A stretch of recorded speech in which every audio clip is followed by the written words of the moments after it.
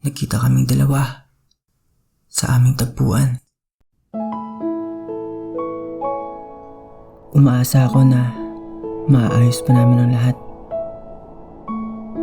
Dahil naniniwala ako na mahal pa rin niya ako. Mahal ko pa rin siya. Kaya naman, gusto kong ipaglaban ang pagmamahalan naming dalawa. Gusto kong ipaglaban ang relasyong ito. Nag-usap kaming dalawa. Sinabi ko sa kanya ang nararamdaman ko. Sinabi ko sa kanya na mahal ko siya at gusto kong ayusin pa namin ito. Sinabi ko sa kanya na pwede pa namin balikan ang lahat. Tinanong ko siya. Pansamantala nagkaroon ng katahimikan. Siya ay nagsalita. Pumayag siya na ibalik ang lahat. Subalit, nagulat ako sa aking sunod na mga narinig. Ang sabi niya, itigil na natin to at magbalik na lamang sa pagiging magkaibigan. Akala ko magiging maayos na ang lahat. Ang babaeng mahal ko, ang babaeng ipinaglaban ko, tuluyan nang sumuko sa aming relasyon. Hindi ko tinanggap ang mga sinabi niya. Nais niyang ipaliwanag na hindi na talaga pwede pa. Sabi niya, hanggang pagkakaibigan na lamang talaga ang kaya niyang ibigay. Wala nang lahat sa aming dalawa. Tanging pagkakaibigan na lang. Pero hindi ko kaya. Sinubukan niya magsalita upang magpaliwanag. Subalit, hindi ko siya pinakinggan.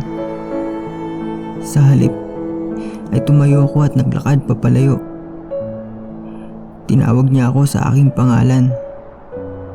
Subalit, hindi ko siya nilingon. Ako ay nagmatigas. Para saan pa? Hindi na kami magkakabalikang dalawa. Natapos ang araw na yun at hindi na kami muling nagkausap pa. Lumilipas ang mga araw. Naalala ko pa rin ang mga alaala tungkol sa aming dalawa. Sinubukan kong kalimutan siya. Sinubukan ko. Pinilit ko. Pinilit ko ang sarili ko na kalimutan siya. Pinilit tanggapin na hanggang dito na lamang talaga. Kaya naman isang araw, ako ay nagpasyang magsulat ng isang liham. Isang liham na naglalaman ng lahat ng aking nararamdaman. Mga bagay na hindi ko nasabi sa kanya. Isang liham na puno ng panghihinayang. Sinubukan kong ibigay ang liham na ito sa kanya, subalit bigo ako. Tuluyan nang nawala ang lahat ng komunikasyon sa aming dalawa. Aking itinago ang liham sa aking bulsa. Laging dala. Umaasa na balang araw ay may bibigay ko rin sa kanya.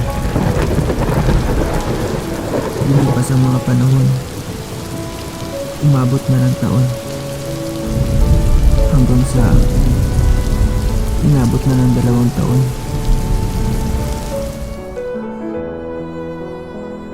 Isang araw, napagdesisyonan kong bumalik sa lugar na dati naming tagpuan. Hindi ko inaasahan na siya ay aking matatagpuan. Kaming dalawa ay nagkatinginan. Siya ay napatingin sa malayo. Ako ay napayuko. Hindi ko alam ang gagawin. Gusto ko siyang yakapin. Gusto ko siyang kausapin. Gusto kong humingi ng tawad sa lahat ng mga nangyari sa amin. Subalit hindi ko may galaw ang aking sarili. Dahan-dahan, nakikita siyang naglalakad papalapit. Hanggang sa ako ay kanyang nilagpasan. Ako ay lumingon at tinawag ang kanyang pangalan. Nais kong ibigay ang liham. Siya ay lumingon at nagsalita. Akala ko hindi niya ako papansinin. Tinanong niya ako, ang sabi niya, "Magkakilala na ba tayo dati?" Nagulat ako sa aking mga narinig. Nagulat ako sa aking mga nalaman. Nanumbalik ang mga piraso ng mga alaala ng aming huling pagkikita. Ngayon ko lamang napagtagpi-tagpi ang lahat. Ngayon ko lamang naunawaan ang lahat. Ang dahilan kung bakit nais niyang maging magkaibigan na lamang kaming dalawa. Ang babaeng mahal na mahal ko, hindi na ako kilala.